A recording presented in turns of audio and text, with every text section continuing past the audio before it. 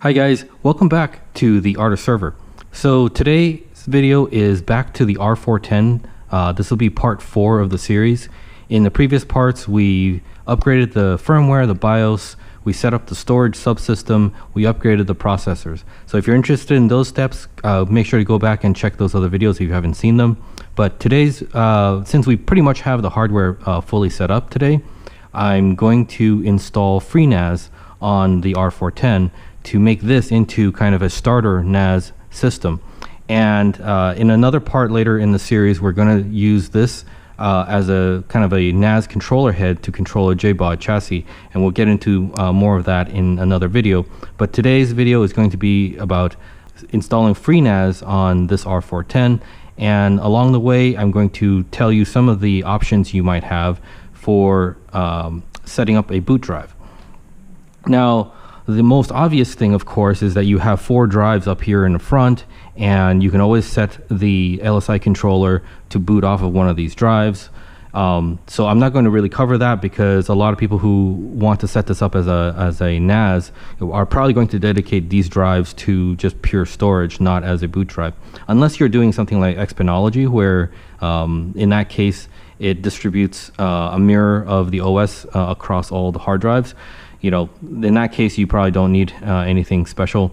But anyway, there's also a video I made on how to select a boot drive in an LSI controller. So if you do want to do that, I would recommend you check out that video so you know how to set up the boot drive selection in the LSI card.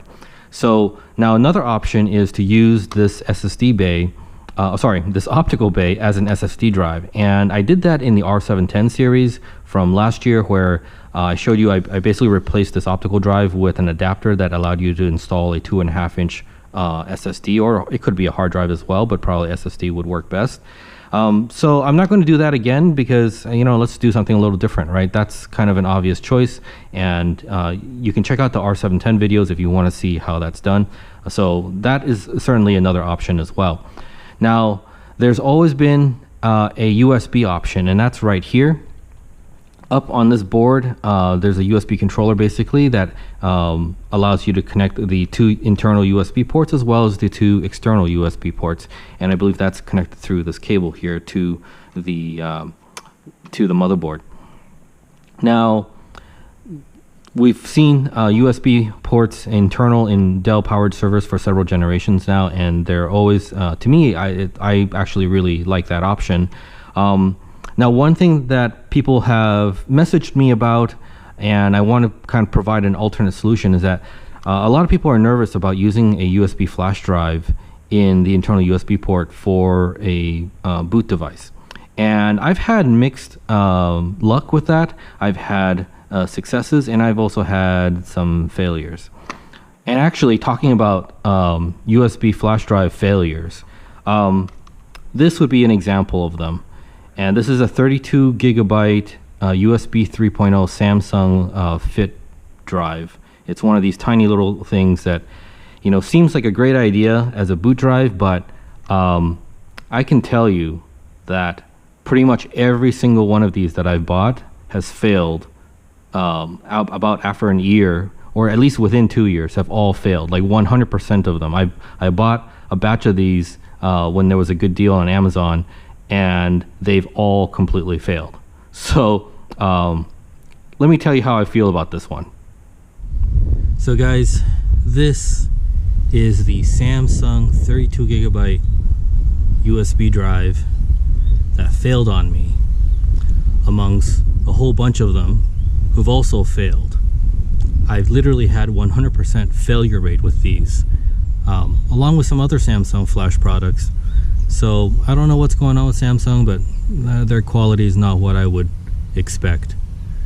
But what's even worse is that this is actually still under warranty.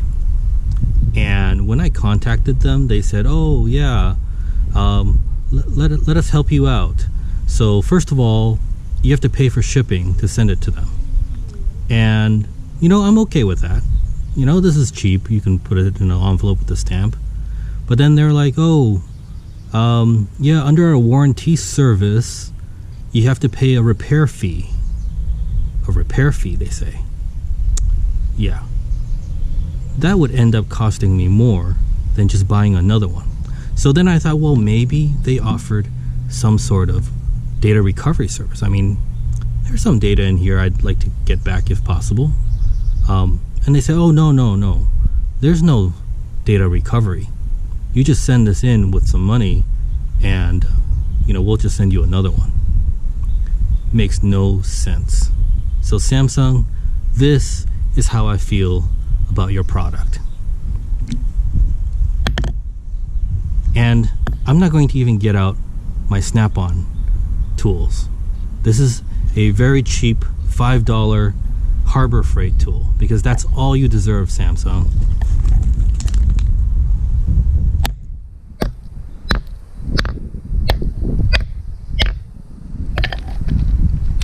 That's what I think of Samsung.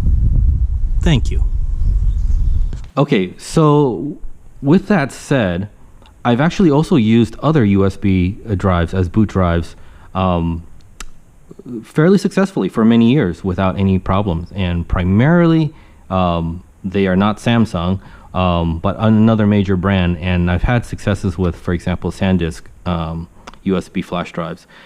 So, so I can understand the concern when people message me and say, hey, yes, the USB port seems like a great boot option, but yet I'm not so sure about that. I don't want my boot drive to fail and, cause problems. So people are naturally a little bit, I guess, hesitant to use a USB flash drive as a boot device for that reason. And so today I want to show you an alternative, and that alternative comes in a form of this.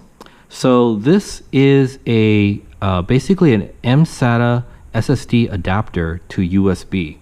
So on the back here, you can see there's an mSATA slot, and I have a 16 gigabyte SanDisk SSD, and these can be found for really cheap because they were often installed in a lot of those kind of the low-end notebooks, and a lot of those have become obsolete, and so you're seeing a lot of these on used market, and frankly, like this one, well, not this one, I bought two of these. The other one I checked out already. I haven't checked out this one because I want to try this out today, but the other one I checked out, it only had like a few hundred hours of use time, and so it was practically brand new, and I think I paid maybe like $6 for it.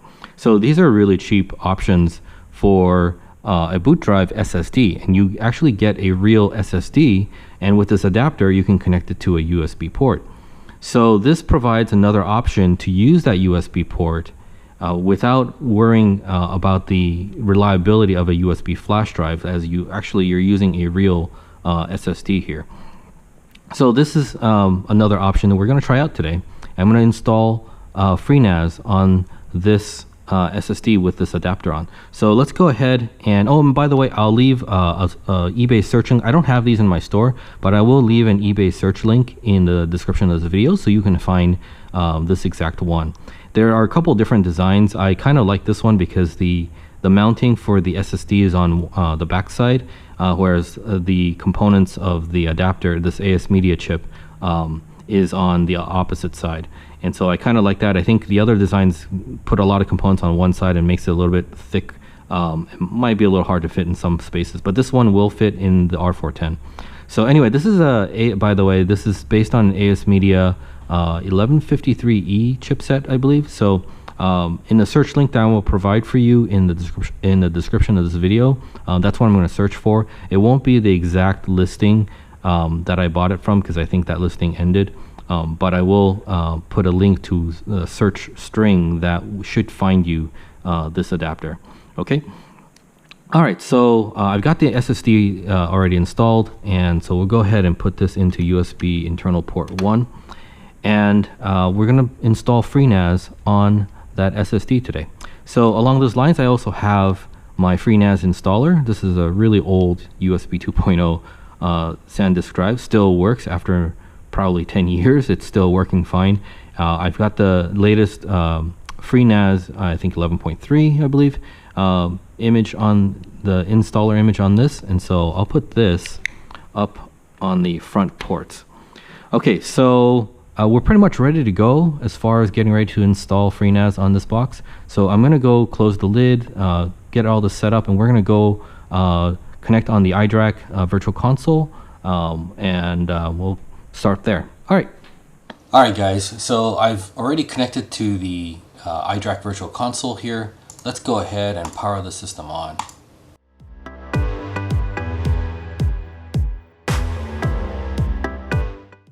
Now I'm going to make sure I hit F11 to get into the boot manager because I want to boot off of that FreeNAS installer USB drive in the front port. Alright, so I'll go down to the hard drive, front USB U3 Cruiser Micro. So that's the one that is the front USB drive where I have the FreeNAS installer. And then up here, the first option here, you'll say internal USB 2115. That is referencing that internal mSATA drive on that USB adapter. So for the install, we're going to boot off of the front USB, so I'll select that. Let me go ahead and close out the browser in the back. So, alright, now I'll just hit enter here. Go ahead and launch the FreeNAS installer.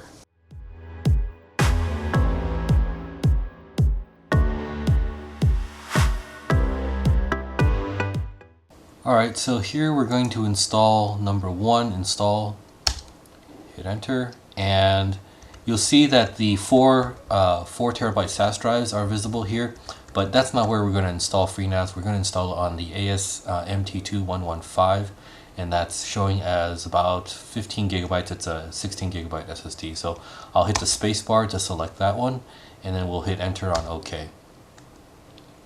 So it's asking me if I want to erase all partitions on that drive. Yes.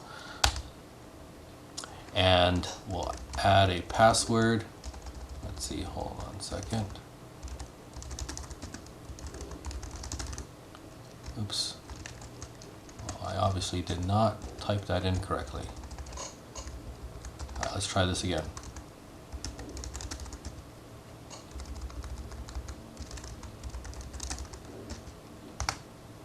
Alright, there we go. And for the R410, I'm going to go ahead and just pick BIOS mode. So for most server hardware, it's usually just a lot easier to use the BIOS mode instead of the UEFI. Alright, at this point we're just going to sit back and relax and let the installer do its thing.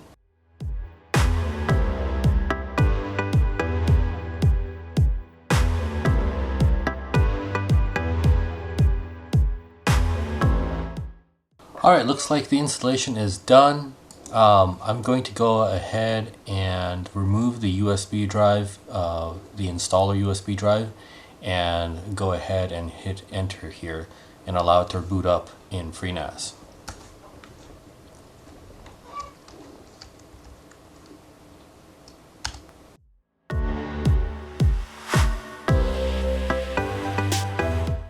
Alright guys, so looks like we are now booting off of that mSATA SSD.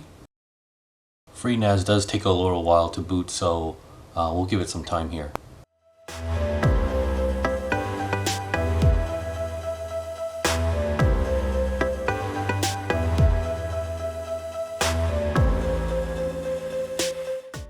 Alright guys, looks like it finally booted up. I think the initial boot takes some time to generate some sort of key, probably generating prime numbers or something like that.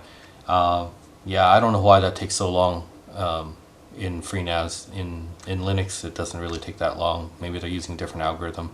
But anyway, it looks like it booted up. It's configured for DHCP, so I already picked up an address. Let's go ahead and log into this guy.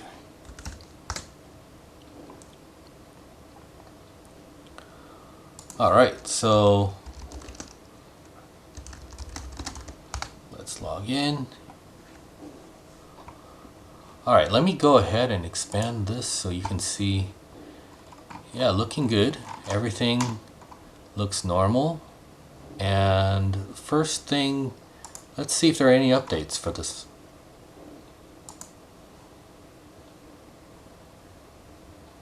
Alright, looks like there's a couple updates. Let's go ahead and take care of those updates. apply and reboot, yes.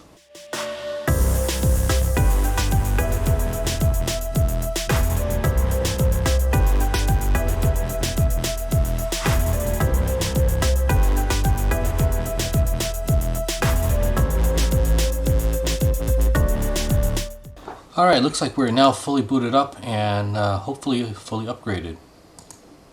Let me go ahead and close the virtual console. We'll log in again. Alright, so now we are at update 2.1. Yep, everything looks good. And so first thing I want to do is set up the storage with the 4 internal drives that are already in the R410.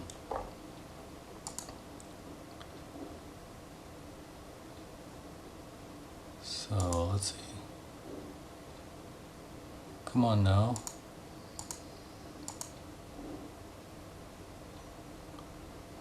The UI doesn't seem to be responding. I'm not sure why that is. Let me refresh.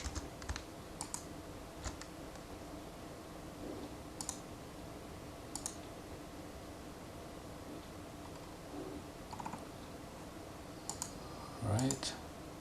Oh, there we go. Alright, so let's go to disks, and you'll see we have DA0 through DA4. Now DA4, this is the boot drive, I believe. Let's open this up.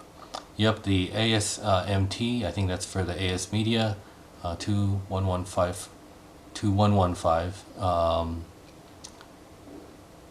Yeah, it doesn't really say how big it is, but anyway, I believe this is the boot drive. So we'll leave that alone for now.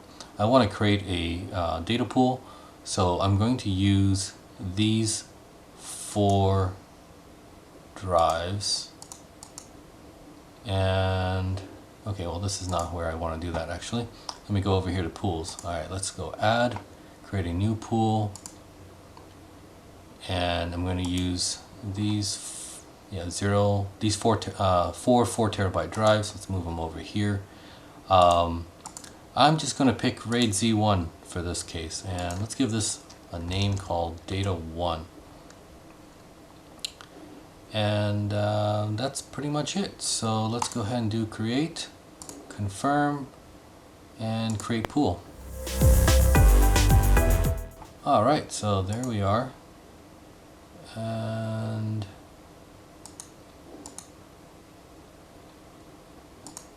see, can we, what are the under edit options? No, I don't need to do anything there. I just wanted to look at the status actually. Oh, here we are, status. Alright, so we've got the 3, okay, it's a little bit out of order. 0, 1, 2, 3, the 4 4-terabyte drives in RAID Z1 under data 1. Alright, so within this pool, let me add a data set. I'll just call it test 1, and I'll leave everything to generic, I think, or the default options.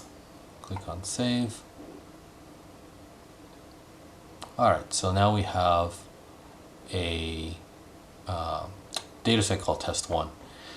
Okie doke, guys, so that's pretty much it for today's video. We've got the FreeNAS set up on the R410. We've set up the 4 bays with the 4-terabyte drives.